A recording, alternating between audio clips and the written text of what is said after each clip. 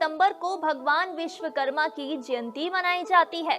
इस दिन हर कारखाने, फैक्ट्री और दुकान में उनकी धूमधाम से पूजा की जाती है। औजारों से जुड़ा काम करने वाले कुशल मजदूर कामगार औजारों का प्रयोग नहीं करते, बल्कि उनकी पूजा करके उन्हें एक दिन का आराम देते हैं। लेकिन हमारे लिए इस दिन का इतना महत्व क्यों है? आखिर कौन थे विश्वकर्मा? आइए जानते हैं। भगवान विश्वकर्मा को सर्वश्रेष्ठ निर्माणकर्ता या आर्किटेक्ट ऑफ द यूनिवर्स के रूप में पूजा जाता है। वो ही हैं जिन्होंने देवताओं के लिए स्वर्ग और पृथ्वी पर अनगिनत अद्भुत और अनोखे निर्माण किए। इसलिए विश्वकर्मा की पहचान एक उत्कृष्ट कारीगर और इंजीनियर के रूप में की जाती है। उन्होंने ही स्वर्ग के महलों का निर्माण किया, धरती के प्रमुख मंदिर और भवन बनाए। वो ही थे जिन्होंने दुर्योधन के लिए महल तैयार किया और उसकी शक्ति को प्रकट किया। उन्होंने ही भगवान शिव के कहने पर सोने की लंका का निर्माण किया। इतना ही नहीं, जब जरासंध के आक्रमणों से मथुरा वासियों को बचाने के लिए वो सबको लेकर जिस द्वारिका नगरी में जा बसे थे, भगवान कृष्ण के कहने पर उस नगरी का पूरा खाका विश्वकर्मा ने ही तैयार किया था। विश्वकर्मा ने कृष्ण के दिशा निर्देशों के अनुसार इस नगर की भव्यता और सुंदरता को अंतिम रूप दिया। तो मित्रों, अब आप समझ गए होंगे कि भगवान विश्वकर्मा कौन थे। चलिए आप जानते हैं कि उनकी पूजा का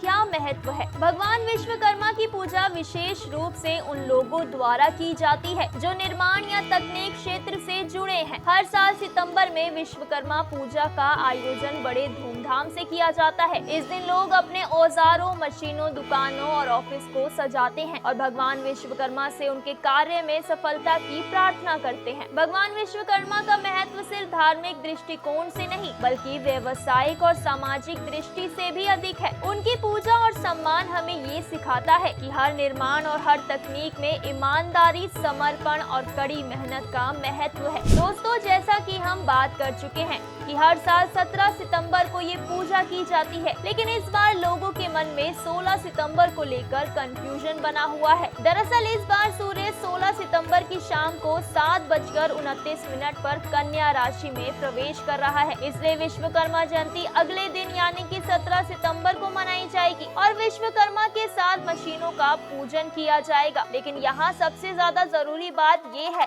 कि इस दिन पूजा तो हर कोई करता है, पर विश्वकर्मा जी की सही विधि क्या है? सुबह स्नान करें, साफ कपड़े पहने, ऑफिस, दुकान, वर्कशॉप आदि की पूरी साफ सफाई करें और सभी औजार व मशीनों की भी सफाई करें। उस जगह पर गंगा जल छिड़के, कलश स्थापित करें और चौकी पर लाल या पीला कपड़ा बिछाएं। विश्वकर्मा जी की तस्वीर या मूर्ति रखें, हाथ में फूल और अक्षत लेकर ध्यान करें, मंत्र पढ़ें और चारों ओर छिड़के। औजारों पर रक्षा सूत्र बांधे, भगवान को फल मिष्ठान का भोग अर्पित करें और आरती करें। भगवान विष्णु का भी ध्यान करें, भोग सभी में बांट दे और फिर पूजा के बाद सफलता की कामना करें। हम जिस भी मशीन से जुड़ा काम करते हैं, साल भर वो मशीन ठीक से सुचारू रूप से कार्य करे ताकि हमारे रोजाना के काम में बाधा न आए।